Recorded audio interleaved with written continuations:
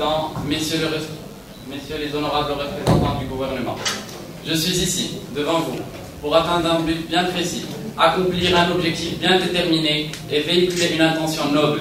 Je suis ici pour plaider en faveur d'un droit qui donne à l'existence toute sa signification. Il s'agit du droit à la vie. Dans ce contexte, dans notre société comme ailleurs dans le monde, le débat autour de l'avortement fait rage. Qu'est-ce que c'est que l'avortement? L'avortement a été universalement défini comme étant l'arrêt d'une grossesse avant son terme. Or, lorsqu'on parle de débat autour de la légalisation de l'avortement, on fait plutôt allusion au caractère intentionnel de l'acte. D'accord. Donc, en tant que membre de l'équipe de l'opposition, que je tiens à remercier par cette occasion, j'insiste sur la clarification de notre position qui consiste à réprouver, rejeter et condamner cet acte ignoble, barbare et inhumain. Il est tout d'abord à noter que l'avortement consiste à tuer. De quel droit une femme se permet-elle d'éliminer un être vivant? Un petit garçon ou une petite fille qui à son tour pourra devenir femme, voire mère. Nous tous sommes passés par là, cette étape gestationnelle, cette étape de faiblesse, de fragilité, de vulnérabilité. Regardez-vous, vous êtes des citoyens responsables, mais avant tout, vous jouissez du droit à la vie. La question est, valons-nous mieux que ces pauvres fœtus? Ou certains d'entre nous pensent-ils que leur vie ne valent même pas la peine d'être vécue? Merci.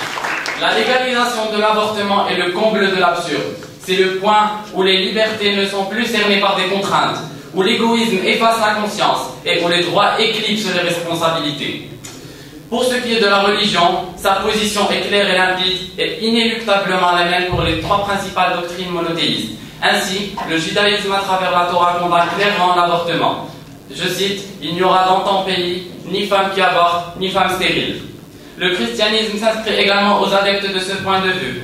Aussi, le pape Jean-Paul II a-t-il dit, je cite, « Celui qui est supprimé est un être humain qui commence à vivre, c'est-à-dire l'être qui est dans l'absolu le plus innocent qu'on puisse imaginer. Jamais il ne pourrait être considéré comme un agresseur. Il est faible, au point même d'être privé des gémissements et de l'imploration du nouveau-né. » L'islam s'aligne aux deux exemples cités précédemment. Aussi est-il écrit dans le Coran, je cite, وَلَا تَقْتُلُوا أَوْلَادَكُمْ خَشْيَةَ إِمْلَاقٍ نَحْنُ نَرْزُقُكُمْ وَإِيَّاهُمْ إِنَّ قَتْلَهُمْ كَانَ خِطْئًا كَبِيرًا.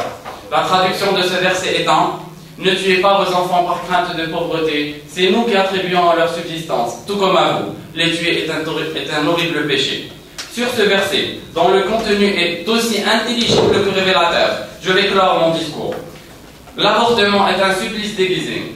Ne consentez pas à ce que vos principes et votre sens de la morale soient bafoués pour des libertés irraisonnées, illusoires et dérisoires. Je vous remercie.